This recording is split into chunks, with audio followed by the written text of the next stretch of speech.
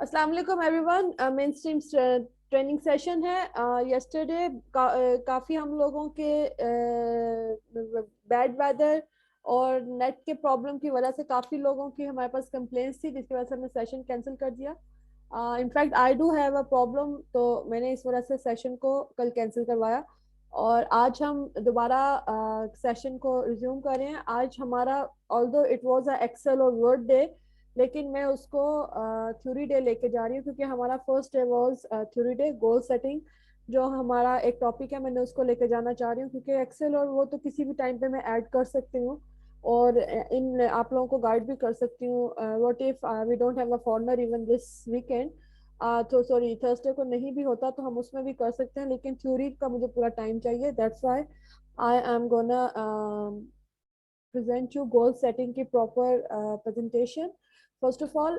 Secondly, chat box के अंदर आप लोग कुछ भी एंटर नहीं करेंगे until unless बहुत जरूरी ना हो, और वो ट्रेनर्स देख के मुझे बता देंगे। So you don't have to raise your hand अगर कोई इशू होते हैं। सबाहत और फरहाना तलहा, जो आप लोगों के पास फाइल है जो आपने इनके साथ शेयर करनी होती है, उसी के अंदर अटेंडेंस और सब कुछ है।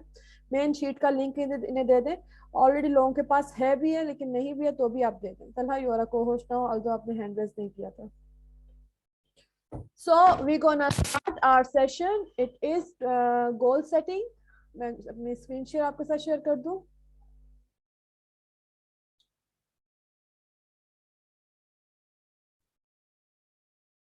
गोल setting,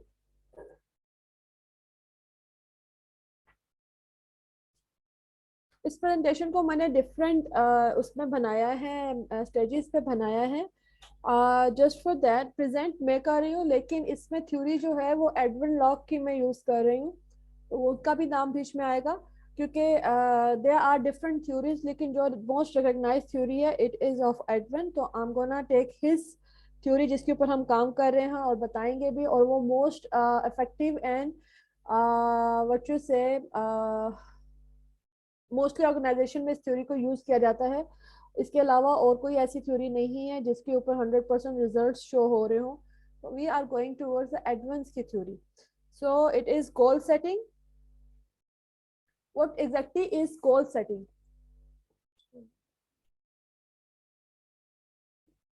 Goal setting involves the development of an action plan designed in order to motivate and guide a person or a group towards a goal. आप जब तक आपके पास एंड रिजल्ट नहीं होता, you can not even go towards the path कि जिस पे आप चल रहे हो, इसका कोई हासिल आपको आखिर में होना है कि नहीं होना। अगर नहीं होना, तो अगर उसका कोई गोल ही नहीं है तो उस पर कोई चल भी नहीं सकता। अंधेरे में तीर मारने से बेहतर है कि आप एक अपना गोल सेट कर लो। Goals are more deliberate than desire and momentary intentions. Therefore, setting goals means that a person has committed thoughts. Committed thoughts, सबसे पहली बात, emotions and behavior towards attaining that goal. Goal setting करने में आपकी कोई ना पीछे थॉट प्रोसेस पूरा चल रहा होता है, आपके इमोशंस अटैच होते हैं, प्लस उस गोल को आपने कैसे अचीव करना है वो बिहेवियर भी आप लोगों को अपनाना होता है। In doing so, the goal setter has established a desired future state which is different from the current state, thus creating a mismatch which is turn suffer suppress future actions. Goal setting can be guided by a goal setting criteria. There are different criteria जिसके ऊपर goal setting होती है। जब तक आप गोल एक कोई अपना प्लान नहीं फाइनल करते हैं, तब तक आप उसके ऊपर वर्किंग भी नहीं कर सकते। What is goal setting theory? Goal setting theory is a theory based on an idea that setting specific measurable goals is more effective than setting unclear goals, which is more effective than the unclear goals. So Edwin A. Locke developed this theory in 1968 in his article, which he published towards the theory of task motivations and incentives. In this article, Locke showed how employees are more motivated by well-defined goals and constructive feedbacks are more likely to accomplish these goals when they are specific and measurable. According to Locke's goal setting theory, there are 5 main principles of setting effective goals. First is clarity of the idea. How many challenges in that? Are you commitment towards that goal? And feedbacks which you are getting while doing that task or achieving that goal, and task simplicity. These five are the principles. I'll say these are the principles of setting an effective goal. The first one is clarity. Goal must be clear and specific. When employees understand project objective and deadlines, there is much less risk for misunderstandings. हम even हम कोई project भी करते हैं तो हम सबसे पहले उसका बता देते हैं कि ये इतने दिन का प्रोजेक्ट होगा, और suppose I am just giving an example, और इसकी ये अमाउंट होने वाली है. बहुत कम ऐसे प्रोजेक्ट्स होते हैं जिसमें क्लियरिटी कम होती है, लेकिन वो पे उसकी क्या अमाउंट्स होने वाली है वो भी क्लियर नहीं होती. लेकिन मोस्टली अब सिंस लास्ट फ्यू प्रोजेक्ट्स हम इसके ऊपर कंफर्म है कि हम उसमें क्या अर्न होने वाला है, हम उसको पहले से ही फाइनल कर लें, ताकि जो हमारे साथ लोग काम करते हैं वो उसी चीज को फोकस कर रहे हो और उतने ही दिन में. आप लोगों के पास एक एग्जांपल है मीटन की. यू पीपल नो कि आपने 4 वीक्स में कितने सेशंस लेने हैं और उसकी क्या आपको अमाउंट आनी है. So who ever is still on that goal, हम महीने के बाद हमारी इतनी अर्निंग हो जाएगी, वो लोग अभी तक उसके, जो लोग खुद से कंफर्म नहीं है वो उसको स्किप करके चले भी जा चुके हैं और जा भी रहे. So you must be very clear about the goal कि एंड में हमें ये मिलने वाला है, आधा घंटा हमने इस प्रोजेक्ट के ऊपर देना है, we just have to set, और उसका हमें इतनी अमाउंट मिलेगी. So that comes in clarity. इसी तरह हमारा मार्क का प्रोजेक्ट था, 7 डेज का काम था, मतलब 7 डेज का मैंने आप लोगों को टास्क दिया था, बट मैंने उसमें 3 दिन का बफर रखा हुआ था if there is any issue, जिसमें सैटरडे संडेज और एक मंडे ट्यूसडे, मतलब 4 डेज का मेरे पास बफर था, जो कि मैंने आप लोगों के साथ डिस्कस नहीं किया था. And I was just waiting for the challenges to come up. ये माइक प्रोजेक्ट की मैं बात कर रही हूँ, और वो जैसे जैसे चैलेंजेस आते गए तो वो बफर टाइम मेरा बीच में यूज होता गया. तो that I was clear in that as well कि हम लोगों ने इसको किस तरीके से लेके चलना है, मैंने पहले से प्लान कर रखा हुआ था. फरजाना को प्लीज एंटर करें.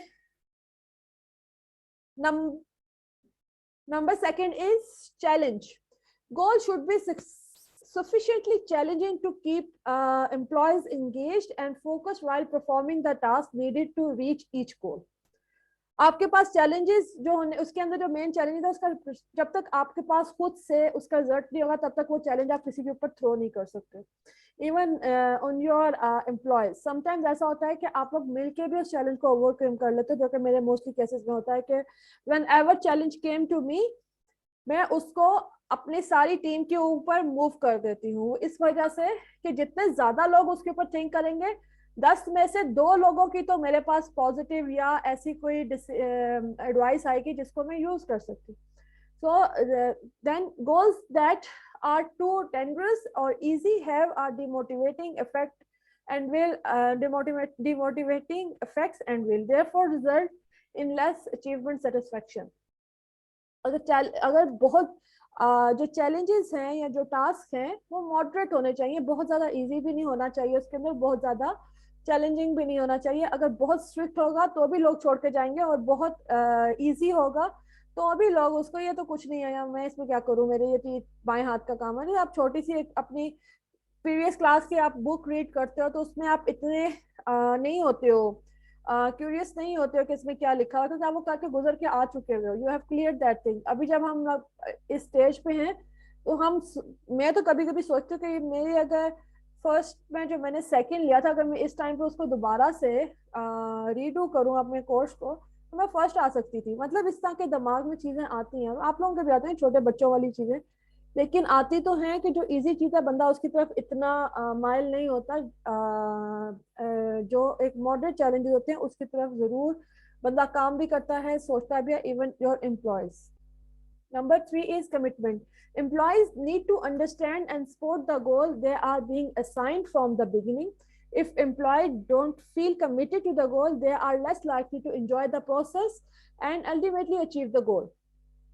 Feedbacks. Feedback is an important component of a goal setting theory. Regular feedback should be provided throughout the goal achieving process to ensure tasks stay on track to reach the goal. Feedbacks हर चीज में बहुत जरूरी है, even हमें अपनी life में भी बहुत जरूरी होते हैं feedbacks, to keep your self on a track. हम we are on right track. Criticism को भी हमें लेना होता है, और अप्रिसिएशंस को भी हमें लेना होता है। बहुत ज्यादा अप्रिसिएशंस मिल जाए तो जाहिर बात है आप ऑफ द ट्रैक भी हो सकते हो, लेकिन क्रिटिक्स जो होती है या फीडबैक्स जो होते हैं वो बहुत जरूरी होते हैं हर चीज में, even if you are doing something और if it is your personal thing. लेकिन उसमें आपको क्रिटिक्स और फीडबैक्स के लिए ओपन रखना अपने आप को। Task simplicity, goal should be broken down into small goals. Once each small goal is reached, a review should be performed to update the employer on the overall progress throughout the large goals. So these are the principles of the goal setting theory जो कि किसी organization में आप set करते हो। अगर आप किसी कोई बिजनेस ऑनर हो या कोई ऐसा है जहाँ पर आपके पास टीम है, यू आर टीम लीड और मैनेजर, तो ये थ्योरीज आपको अपने एम्प्लॉय से या अपने टीम मेंबर से जो आपके अंडर काम कर रहे हैं उनके ऊपर सेट करनी होती हैं, ताकि आप वो कोई भी टास्क जो है उसको पूरा कर सको। Advantages of goal setting theory. There are several advantages of incorporating the goal setting theory in the workplace. These advantages include goal setting can increase employees' engagement within the workplace. This theory provides a clear guidance as to how to set and achieve goals in an effective way. Goal setting improves employee performance by increasing efforts and overall motivation. Goal setting allows for constructive feedback on a regular basis, so employees are constantly improving. Goal setting and accomplishing goals provided employees with an overall sense of accomplishment, which can boost morale and workplace satisfaction. So these are the advantages of goal setting, but there are disadvantages as well, which I'm gonna show you now. There are also a few potential disadvantages to be aware of in terms of using goal setting theory in the workplace. These potential disadvantages include if there are different goals that management and the company are trying to accomplish, performance may fall due to incompatible actions. आपने एक time पे अपनी जो team है उसको different goals दे दिए तो आपकी परफॉर्मेंस जो है वो फॉल कर सकती है। इट्स या डिफिकल्ट आपने गोल दे दिए तो भी आपकी परफॉर्मेंस फॉल कर सकती है। Goal that are too far above and employ skills, अगर कोई अकाउंट्स का बंदा है उसको अगर आप मैनेजमेंट का गोल दे देंगे तो ये भी आपके लिए डिसएडवांटेज होगा to achieve a goal. Goals that are too far above an employee's skills and competency can have a negative effect on an employee's performance and motivation to complete the goal. I'm so sorry, मैं कभी कभी words पे stuck हो जाती हूँ। So again I'm saying कि अगर कोई अकाउंट्स का बंदा होगा उसको आप कहेंगे कि आप मार्केटिंग करो और मार्केटिंग वाले को कहेंगे चलो जी अकाउंट संभालो या एचआर संभालो, तो there will be a great disaster. आपका गोल अचीव नहीं होगा, बहुत मुश्किल होगा। More complex and difficult goals may lead to risky behavior in an attempt to accomplish the goals in a timely manner. So these were the advantages and the disadvantages of the goals. ये according to Edwin है, जो उसने theory दी थी in 1968, ये 100% effective है in all the what you say organizations जिसमें goal setting की जाती है। तो do we have any question here? अगर किसी का कोई क्वेश्चन है तो यहाँ पर पूछ सकता है, नहीं तो फिर आई गो फॉरवर्ड और भी how to use goal setting theory in a workplace, then I start the new topic under this topic. So do we have any question here? Yeah, anyone wants to share about this?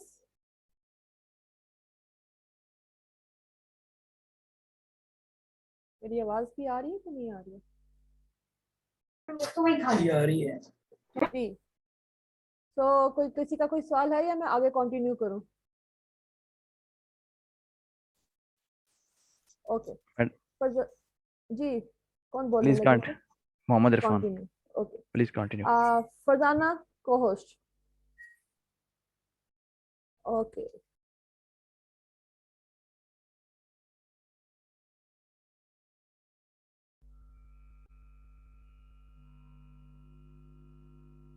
How to use goal setting theory in a workplace?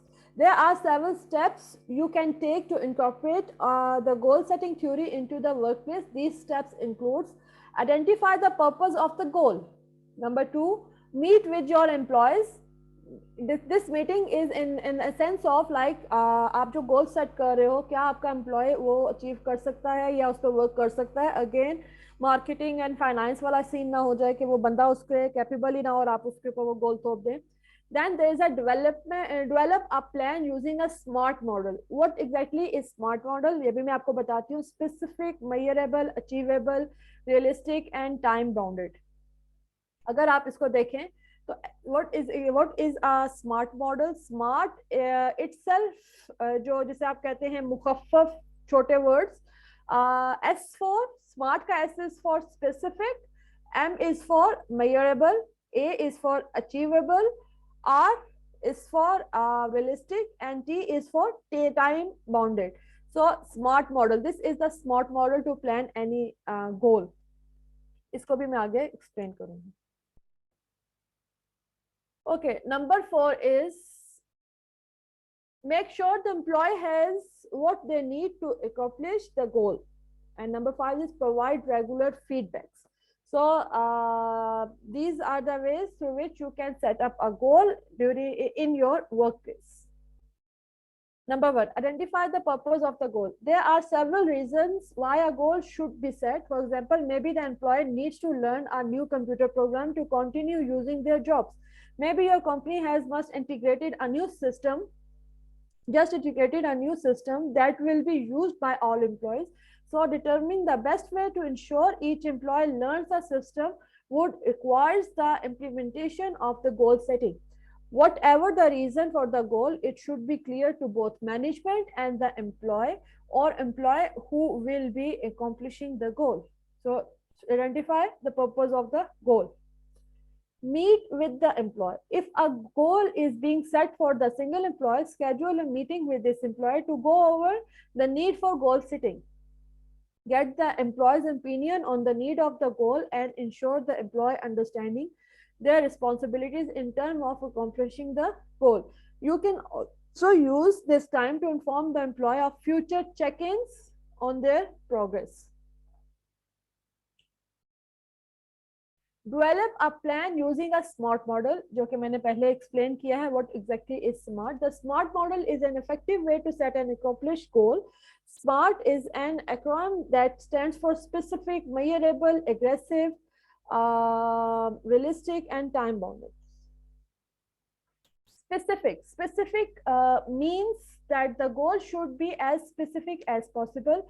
Rather than saying you want an employee to increase their customer satisfaction rating, communicate you want the employee to improve their customer satisfaction rating by 100% over the next month. So they are specific about getting the rating. M for measurable. The goal should be measurable. So instead of saying the goal is to increase sales, you would set the measurable sales goal, such as increase sales by 12% over the next few months or 6 months. Like rather than saying increase your sales, you just set the goal that it should be 12% over the next 5 months. So they will work on it. So so the next one is achievable. Goals should be fairly challenging to keep employees engaged and to provide a better reward upon accomplishing them, but the goals should also be achievable. Ensure the goal being set is slightly higher than an employee skill set to keep the employee engaged, but still within the reach of the employee's compatibility. और I have made a mistake. मैंने इसको achievable की जगह aggressive बोला है या लिखा है. Let me check. मैं इसको अभी यहाँ से करेक्ट कर लूँ. We do make mistakes. Let me see. I think I have done. मैंने इसकी मिसटाइप कर दी. It's not aggressive, it is achievable. or I was unable to continue because it was stuck in my mind कि ये लफ्ज़ गलत मैंने लिख दिया. Okay. I'm sorry for this mistake.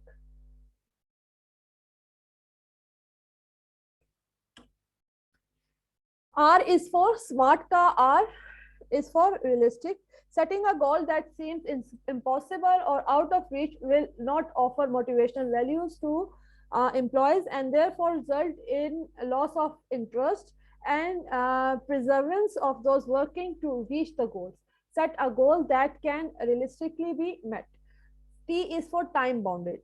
Goals should have a clear time frame in which they need to be reached. For example, instead of saying that the goal is to increase sales by 10%, our time bounded goal should be to increase sales by 10% over the next 90 days.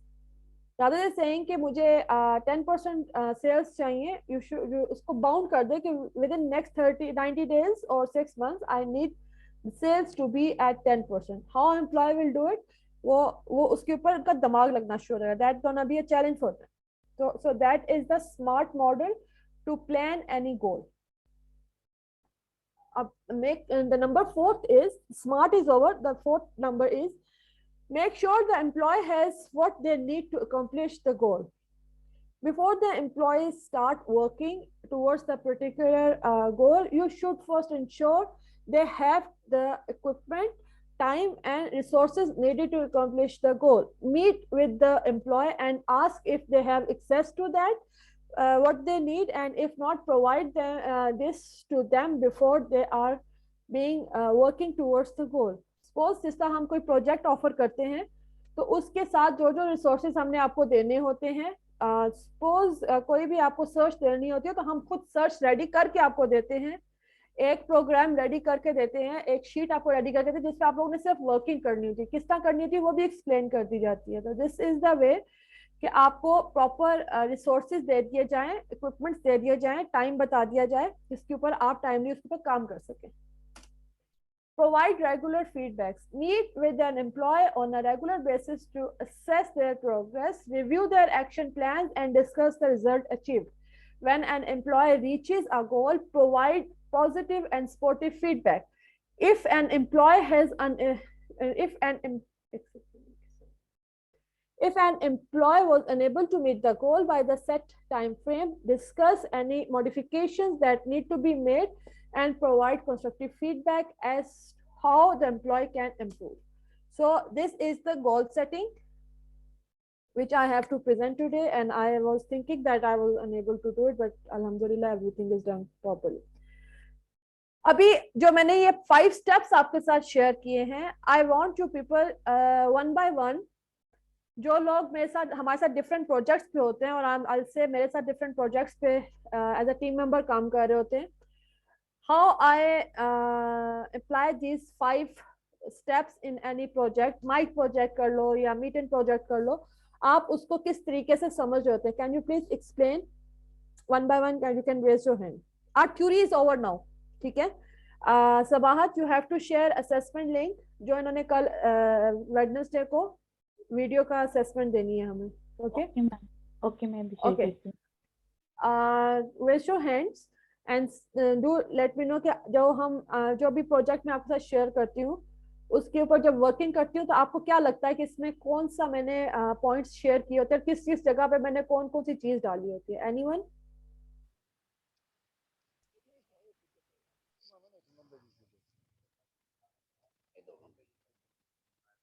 Anyone? Irfan भाई?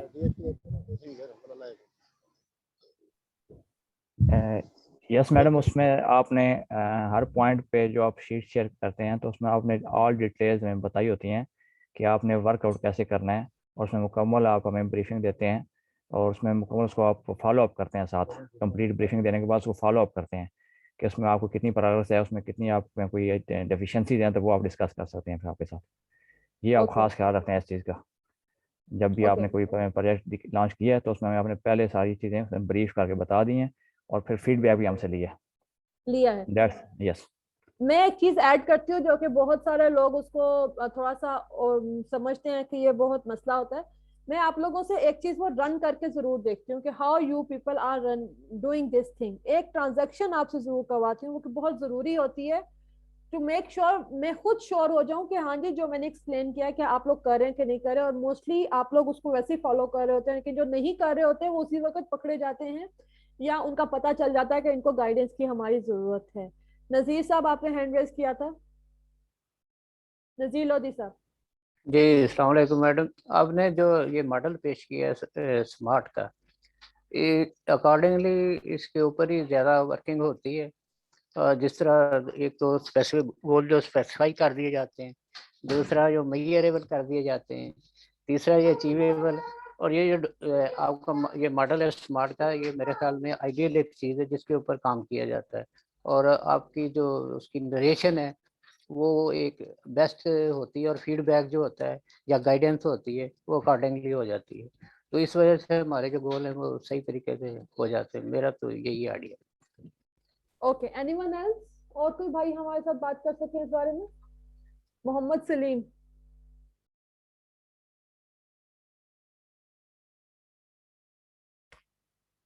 जुल्करनैन।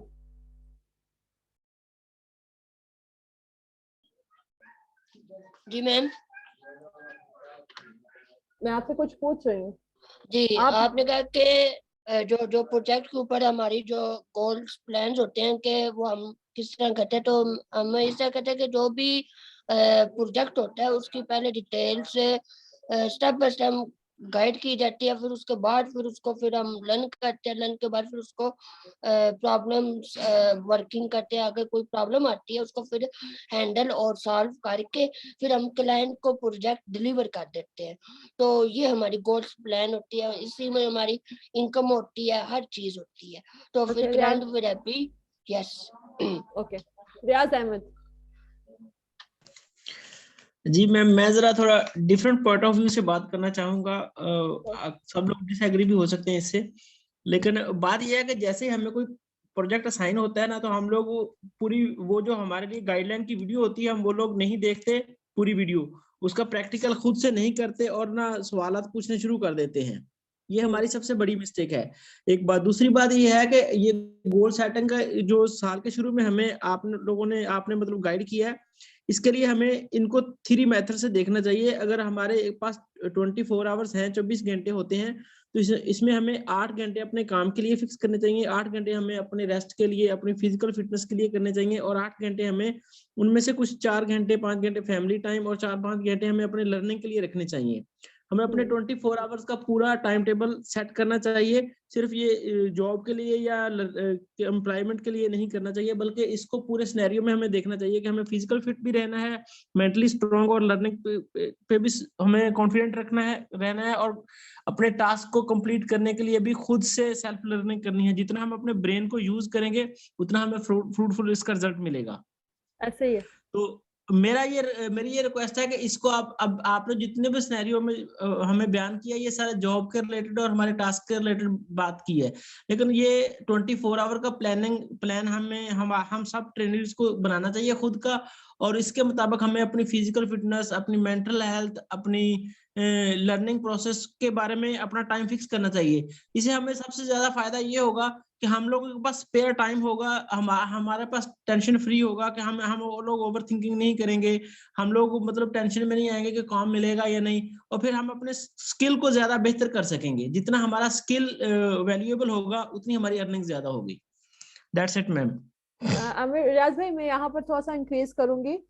जिस जी ma'am. वक्त ये मैंने work place के ऊपर explain किया है, अगर आप अपनी पर्सनल लाइफ को भी इन गोल्स के ऊपर अपने अपने गोल्स बना लें कि मैंने ये चीज अचीव करनी है by the end of this year, या मैं नेक्स्ट वीक मैंने ये चीज अपनी फाइनल करके फिर नेक्स्ट टाइम पे जाना है।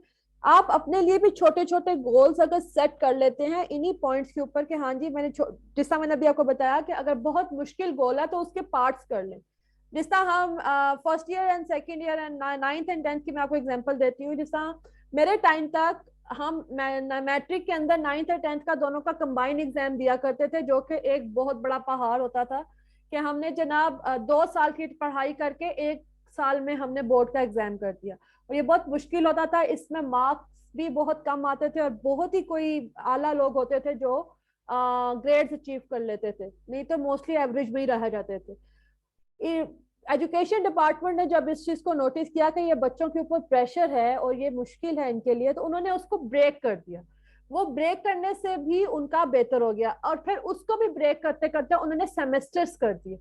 अब हमारे बच्चे जो हैं उनका गोल हाई सेट कर दिया कि आपको ये अचीव करना ही करना है, प्लस उनके ऊपर से प्रेशर भी कम कर दिया। तो दिस इज द वे। अब एक लाइफ है हमारी, मैंने छोटी सी आपको एग्जांपल दी है कि इस तरीके से प्रेशर भी कम हो गया। अब जो हम लोगों ने टाइम देखा वो आजकल के बच्चे नहीं देख रहे। छोटे छोटे सेमेस्टर्स पढ़ते हैं और उसको क्लियर कर देते हैं, और अगले सेमेस्टर के मतलब प्रॉपरली उसको अपना इनपुट देते हैं, फिर अचीव करते हैं, फिर उनके गोल्स भी हाई सेट है। हमारे इतने गोल सेट नहीं होते थे। हमारे पेरेंट्स क्या कहते हैं, भाई पास हो जाओ, कंपार्ट नहीं आनी चाहिए, ठीक है, कंपार्ट नहीं आनी चाहिए। आजकल जब वो सेमेस्टर होगी, छोटी 3 4 5 5 आपके सब्जेक्ट्स का आपका आ गया, मतलब लेसन्स का आपका सेमेस्टर हो गया, तो अब टीचर्स और इवन स्टूडेंट्स भी कहते हैं ये तो so easy, we have to achieve good grades. वो मेहनत भी करते हैं, अचीव भी करते हैं, प्लस आपके पास एक अच्छी वो भी आ रही है। मुझसे अगर आप पूछे कि मैंने 9th और 10th में क्या एग्जाम दिया था, तो मुझे तो याद भी नहीं है, क्योंकि उस टाइम पे जितने प्रेशर से पढ़ के एग्जाम दिया था, जैसे ही क्लियर हुआ सब भूल भी गया, मतलब वो हमने अपने ऊपर यूज नहीं किया हुआ। इसी तरीके से आपने अपने लाइफ में जिस वक्त आगे जाना है, तो आप वीकली बेसिस पे छोटे छोटे, जिस तरह अब कोई अगर डाइट प्लान करता है, I am not in a favour of diets, कोई डाइट प्लान करता है तो अपना वीकली डाइट प्लान बनाता है कि मैंने इतने दिन के बाद अपना वेट करना है, तो मेरे इतने पाउंड्स गिरे होने चाहिए, वो कैलोरीज नोट करके बनाता है। इसी तरह आप अपनी डेली लाइफ जो सी जैसे जैसे चल रही है, हर किसी के लाइफ में चैलेंजेस भी हैं, गोल्स भी हैं। किसी ने अपने बच्चे को स्कूल भेजना है, किसी ने कोई चीज अचीव करनी है, किसी ने घर के पर्दे चेंज करने हैं, मतलब दे आर डिफरेंट गोल्स। इसको अचीव करने के लिए या इसको हासिल करने के लिए you have to make different goals, different task करने पड़ते हैं, आपको प्लानिंग करनी पड़ती है।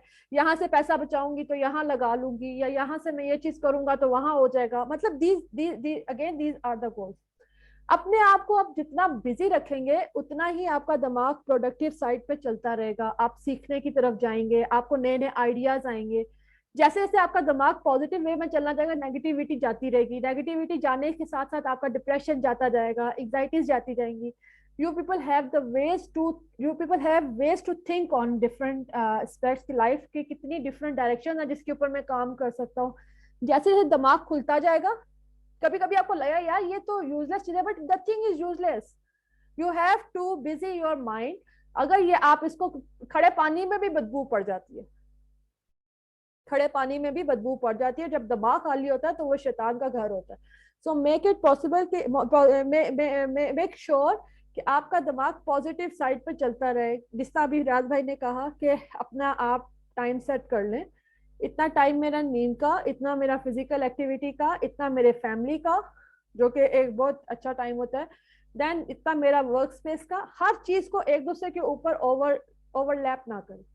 जैसे जैसे हर चीज को अपनी अपनी जगह पे पार्क करेंगे, यू विल फील कि अब आप अपने प्रॉपर ट्रैक के ऊपर जा रहे हैं। I hope I explain different things on it. अगर किसी को इसके ऊपर बात करनी है तो रियाज भाई, एनीथिंग? कि जी मैम, एक बात मैं इसमें थोड़ी और ऐड करना चाहूंगा कि आप जितना भी काम करते हैं और वीकेंड पे ब्रेक लेते हैं, तो आप अपने आप को खुद को शाबाश दें, आप खुद को आप कांग्रेचुलेशन करें कि आपने इस वीक में इतनी कुछ अचीव कर लिया। और इसके साथ साथ हमारे साथ चूंकि सब लोग लर्निंग प्रोसेस में हैं, तो मैं सब लोगों के लिए एक चीज और ऐड करना चाहूंगा कि English is one of the most important thing in our life. तो आप सब लोग अपनी इंग्लिश को जरूर इंप्रूव कीजिए, चाहे 8 दिन में एक नया सेंटेंस आप अपनी जिंदगी में ऐड करें, वो आपके लिए बहुत बेनिफिट होगा। तो इसके लिए एक BBC नाम की ऐप भी है जो आपको बेनिफिट देगी, और सर के जो वीडियोस लेक्चर आते हैं इंटरव्यूज के, वो भी आपकी वोकैबुलरी में और आपके कॉन्फिडेंस में बहुत इजाफा करेंगे। तो आपकी पूरी लाइफ में जो है, स्टूडेंट से लेके ओल्ड एज तक, सब लोगों को इंग्लिश इंप्रूव करने पे खुसूसन 1 डे 24 आवर्स में 30 मिनट्स जरूर यूज करने चाहिए। ये आपके लिए बहुत ज्यादा वैल्यूएबल चीज होगी।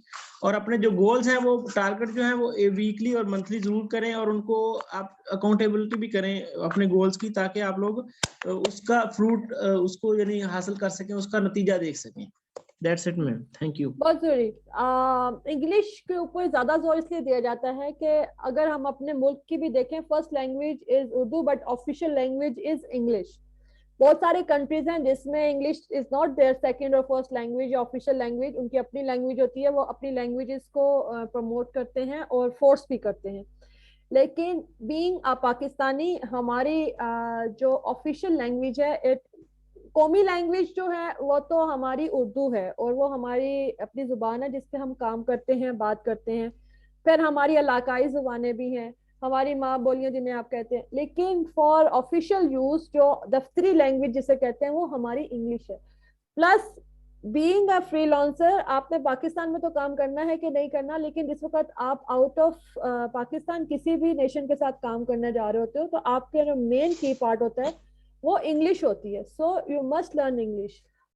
जिस तरह अभी रियाज भाई ने कुछ आइडियाज दिए किस तरीके से कीजिए, मैं आपको एक अपनी एग्जांपल्स देती हूँ कि कोशिश करें कि आप इंग्लिश के नहीं पढ़ना आता, कुछ भी नहीं होता, लफ्ज नहीं उठाना आता, एक तो छोटी पॉकेट डिक्शनरी अपने पास रखें, बहुत जरूरी है। पॉकेट डिक्शनरी किसी भी उसकी ले लें, ऑक्सफोर्ड की ले लें, वेबस्टर्स की ले लें, पॉकेट डिक्शनरी रखें, उसके अंदर से लव्स फाइंड करें। मतलब कोई भी पेज ले लें, मार्क करें उसको, और उसमें से एक वर्ड यूज ले लें, उस वर्ड के सिनोनिम्स एंड मीनिंग्स दोनों इंग्लिश टू उर्दू नहीं लेना, इंग्लिश टू इंग्लिश रखनी है आपने। उससे फायदा क्या होगा कि आपके पास जो आप इंग्लिश में वर्ड यूज करें, सपोज वो थोड़ा सा मुश्किल वर्ड है तो उसका सिनोनिम भी होगा, उसका जिसे कहते हैं मुतरादफ वर्ड भी होगा। फिर उसके साथ उन्होंने शेयर किया जाता है कि इसके ऑपोजिट उलट वर्ड कौन सा होगा, तो वो सारी चीजें, फिर इसका सिंगुलर से प्लूरल वर्ड क्या होगा, वो आपने वर्ड को दिन में याद रखना है, उसको डिफरेंट जगहों पे यूज करके देखना है कि क्या ये यहाँ पर वर्ड फिट होता है, यहाँ पर वर्ड फिट होता है। प्लस आपने क्या करना है, अब तो न्यूज़पेपर्स कोई रीड नहीं करता, इंग्लिश के न्यूज़पेपर्स आपके नेट पे आते हैं, आप वो ओपन करके कम से कम एक पैराग्राफ को प्रॉपर्ली रीड करें, और याद नहीं करें कि हाँ जी मैंने याद करना, अपनी आंखों को ट्रेन करें कि वो प्रॉपर्ली वर्ड देखें और उसको आगे से रीड करके लेके जाएं। उससे भी आपकी इंग्लिश जो है इम्प्रूव होती है। अपने आप को ज्यादा से ज्यादा अकेले कमरे में, जिस अभी जूम में आप बैठे हैं, जूम में ही ऑन करके आप उसको रीड करें, और उसके बाद देखें कि आप कहाँ पर गलती कर रहे हैं। दोबारा उस जिस वर्ड पे अटक रहे हैं उस वर्ड को बार बार उसको रिपीट करें, ताकि वो आपकी जुबान उस पर रवां हो जाए। तो दिस इज द वे कि आप अपने आप इंग्लिश के ऊपर, अबूर तो हम नहीं कहते कि हमारी ये नेटिव लैंग्वेज है नहीं है, लेकिन हाँ हम बहुत सारों से अच्छा काम कर सकते हैं। ठीक है, जुल्करनैन। अभी आपकी माशाल्लाह बहुत अच्छी बात की है कि जो इंग्लिश है उसको उसके सेंटेंसेस कैसे हम सीख सकते हैं। और मेरा ये क्वेश्चन है कि जो मेरी इंग्लिश है उसको अल्फाज पढ़ना तो आता है, लेकिन समझ भी आती है, लेकिन कंटेंट को कंप्लीट कैसे करना है, ये चीज मैं सीखना चाहता हूँ। क्या उसके लिए कंटेंट राइटिंग नहीं, जरूरी कुछ है? भी नहीं। उसके लिए आपके लिए जरूरी है कि आप बच्चों की एनिमेटेड, मैं ये नहीं कहती कि इंग्लिश मूवीज देखें, वो भी देखें, लेकिन जो एनिमेटेड मूवीज है ना बच्चों की, जो बच्चों की एक एनिमेटेड मूवीज आती हैं, आप उसका कंटेंट बहुत सिंपल होता है। Simple means easy to understand होता है। वही वर्ड अगर कोई मुश्किल, हर लफ्ज के डिफरेंट वर्जन होते हैं, कोई मुश्किल होता है, कोई बहुत इजी होता है। लेकिन जो इंग्लिश एनिमेटेड मूवीज हैं उसमें बहुत लाइट कंटेंट यूज किया जाता है, ताकि बच्चे उसको इजीली अब्सॉर्ब कर सके, सीख सके, समझ सके। उनके मुताबिक छोटे छोटे सेंटेंसेस होते हैं। तो आई विल सजेस्ट यू कि आप इंग्लिश की जो बच्चों का कंटेंट है, like I am not saying कि पोइम्स, इवन पोइम्स जो है वो तो है, बच्चे हो घर में तो आप लोग उसको उसके ऊपर वर्किंग कर सकते हो। लेकिन जो इंग्लिश एनिमेटेड मूवीज हैं उनको आप देखो, वो जो स्पेशल बच्चों के लिए होती है, उसका कंटेंट बहुत अच्छा होता है, इजी होता है। जैसे जैसे आप उसको देखोगे, उसके कैप्स लॉक ऑन करो और कैप्शंस ऑन करो, और उसके कैप्शंस को भले आवाज आहिस्ता कर दो, देखो सिर्फ उस क्या करो कि वो वीडियो चल रही है और उसके कैप्शंस जो हैं उनको साथ साथ बोलना शुरू कर दो, रीड करना शुरू कर दो। एक दफा रीड करोगे, दूसरी दफा दूसरी मूवी देखोगे, दूसरी दफा रीड करोगे, तीसरी दफा आपको वो लफ्ज और सेंटेंसेस बनाने और समझने आ जाएंगे।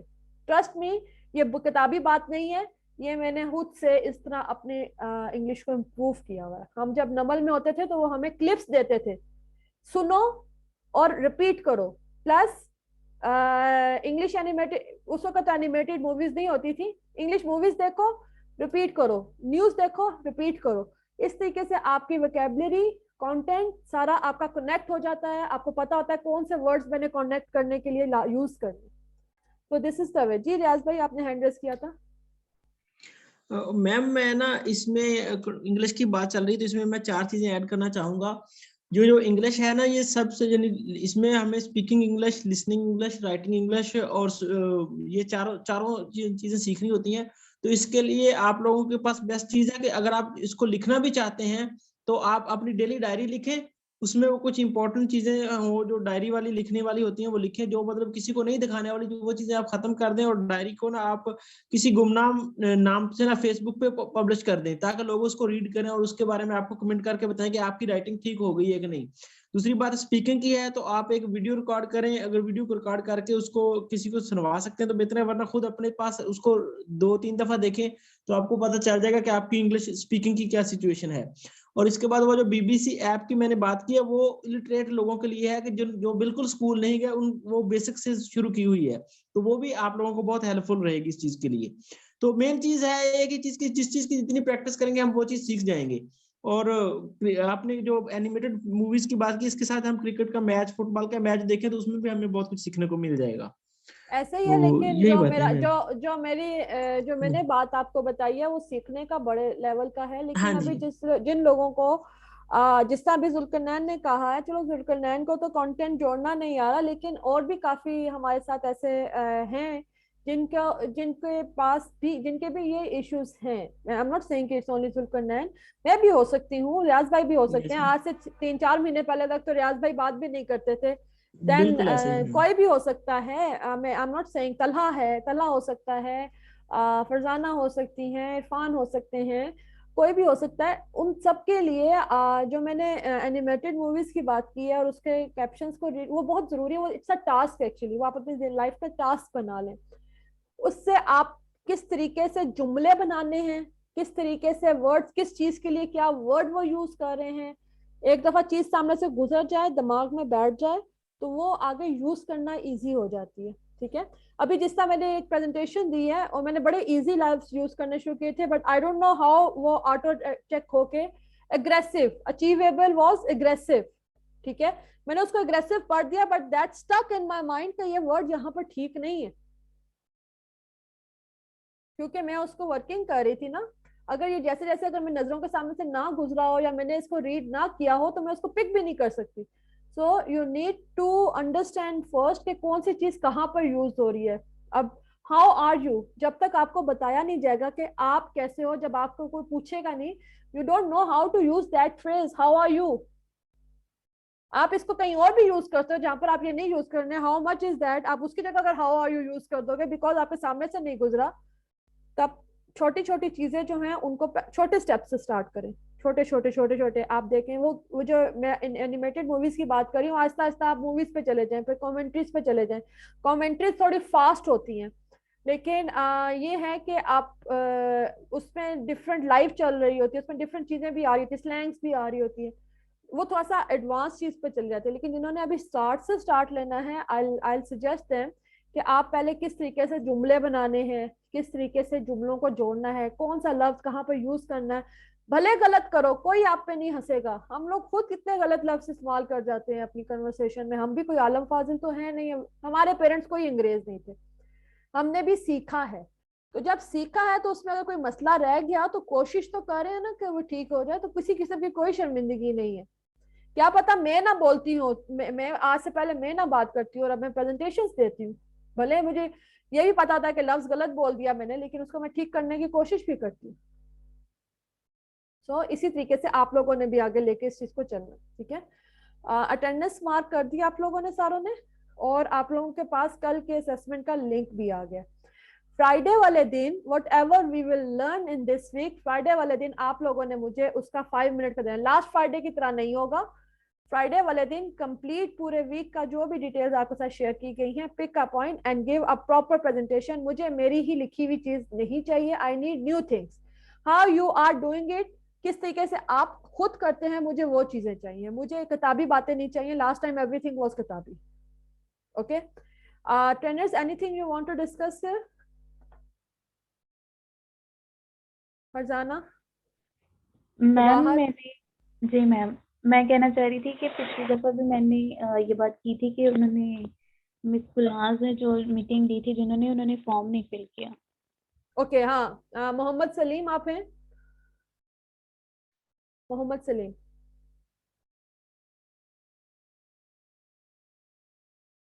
मोहम्मद सलीम।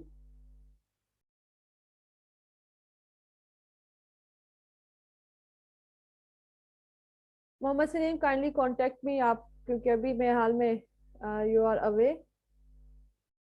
अच्छा, वो गुलनाज तो मोहम्मद सलीम की वाइफ है ना?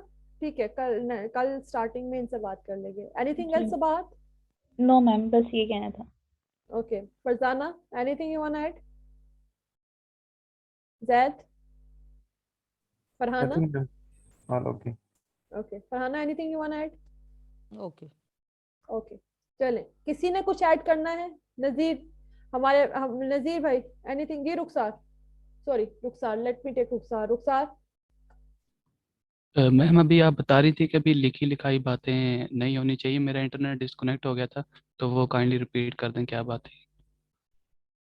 मुझे जो आपने प्रेजेंटेशन देनी है, मुझे लिखी हुई चीजें नहीं चाहिए। मुझे what you says, what you understand, मुझे वो चीज चाहिए। मुझे किताबी बातें नहीं चाहिए। That's what I have told you. जी नजीर भाई। मैडम मैं पूछना चाह रहा हूँ, जो फ्राइडे को आप कह रही हैं प्रेजेंटेशन देनी है, तो वो हम अपने नोट तैयार करें या वर्बल हमने करना है, या कैसे उसकी जी जी, प्रेजेंटेशन को?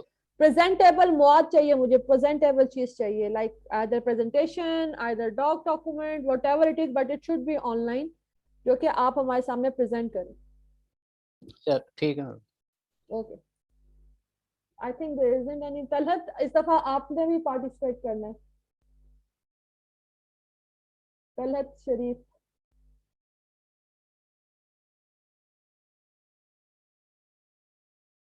Okay we have newbies here. 5-6 newbies मुझे दिख रहे हैं यहाँ पर। न्यू आप लोगों को अगर कोई चीज समझ नहीं आ रही तो you can ask your trainer. और ये मेन स्ट्रीम की ट्रेनिंग है जिसके अंदर आप एंटर हो चुके हुए हो, और इसका यही फ्लो है। आपके साथ फेसबुक के ऊपर शेयर कर दिया जाता है टॉपिक्स, और ये भी आपको जिसका एक वीडियो भी दी गई है। इसका रिटन टेस्ट होगा, आपका क्वेश्चंस होंगे, 10-12 क्वेश्चन रेडी किए जाते हैं जो आपको उसको बताने होते हैं। अपने डिजिटल नोट्स में उसमें लिखें, उसमें आपने क्या सीखा ये लिखें, और that again is a way to improve your listening skills and also writing skills. ठीक है, तो दैट्स इट। अगर किसी का कोई सवाल है तो वो बता सकते हैं। I have 3 minutes left, then I will leave. Anyone else other than Zulqarnain? Zulqarnain के क्वेश्चंस का कोटा आज पूरा हो गया। ईशा शहजादी, मावा असलम, जाकिर भाई, एनीवन? तला, रफीक, नाइला? भाई आप लोग सवाल पूछेंगे नहीं तो मुझे पता कैसे चलेगा कि आप लोगों को समझ आ रही है कि नहीं। आयशा अख्तर, मुकद्दस,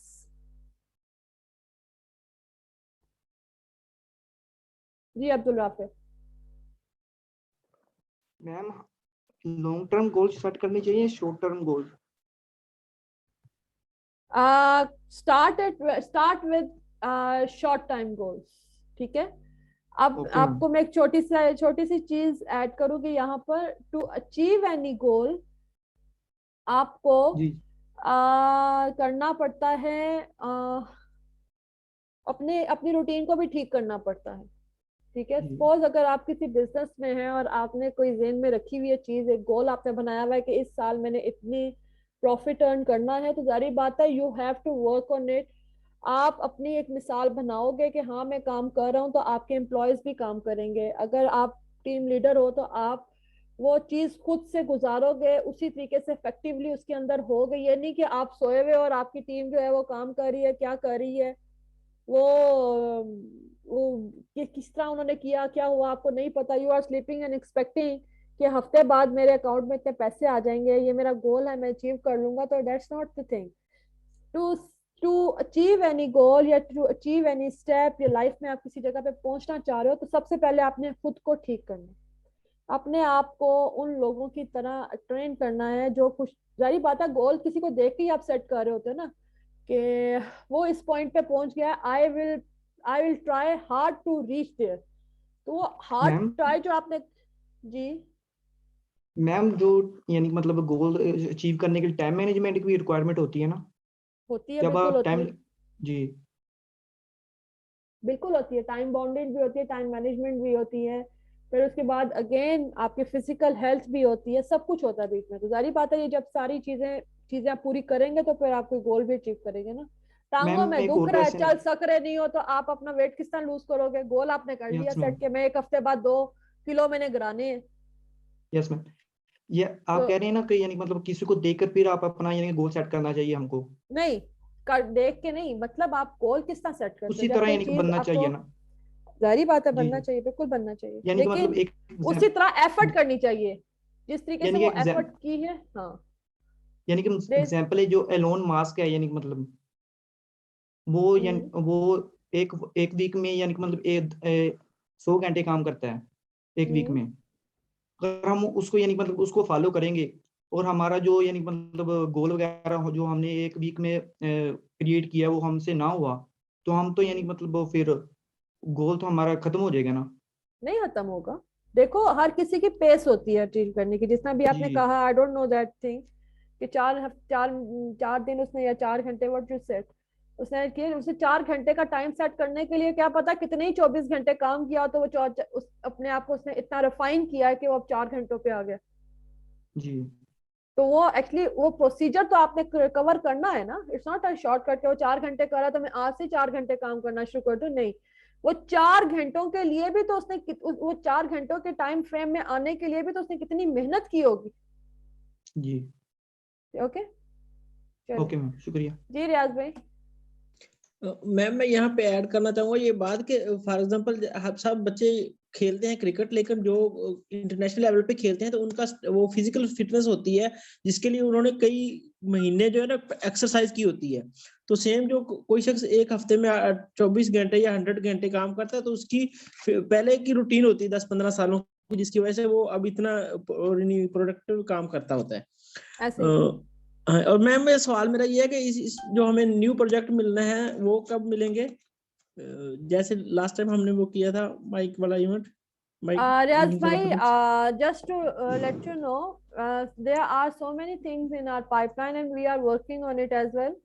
लेकिन सिर्फ हमारा जो छोटा सा कंसर्न है, क्लाइंट्स जो हैं वो ओपन कर लें और गो अहेड दे दें, क्योंकि आपको पता ही है, because of that omicron and omni delta virus जो उनसे डिफरेंट डिफरेंट चीजें निकली हैं, उसकी वजह से काफी फ्लाइट जो हैं वो कैंसिल हो गई थी और लोग अपने वर्किंग प्रोसीजर में नहीं आए थे, जिसकी वजह से थोड़ा डिले हुआ है। लेकिन हमारी कोशिश है कि हम अपने क्लाइंट्स को दोबारा से, मतलब थिंग्स आर डन, हमारी तरफ से सब चीजें डन है, आगे से गो अहेड मिले हम आप लोगों को दे दें। उन्होंने हमारे साथ एग्री भी कर लिया हुआ, काफी क्लाइंट्स ने, डिफरेंट डिफरेंट तरीके के हैं। 2 प्रोजेक्ट्स तो अभी हमारे स्टार्ट भी हो गए हैं। उनको, एक को फैसल भाई लीड कर रहे हैं और एक अभी सर के अंडर ही है, तो वो हो गए हैं, स्टार्ट भी हो गए हैं। लेकिन अगेन क्लाइंट्स हमें गो अहेड दे दें कि yes now we are available. जारी बात है, जब हम कोई काम कर रहे हैं तो वो भी ऊपर काम कर रहे होते हैं। हमारा तो काम हो जाएगा, वो अभी उसके ऊपर प्रॉपरली टाइम ना दे सकें तो फिर वो that gonna be a complete disaster. तो वो इस वजह से थोड़ा सा सर की पेस भी थोड़ी स्लो जा रही है कि एक दफा सारे प्रॉपरली इन लाइन हो जाएं तो फिर we'll start working on it, जो कि वी आर होपिंग कि इसी वीक में हम कोई ना कोई ऑन आहिस्ता आहिस्ता हम सारे रिज्यूम कर लेंगे। ठीक है, thank you ma'am. Okay, okay everyone, thank you very much, time is up, इंशाल्लाह विल सी यू टुमारो।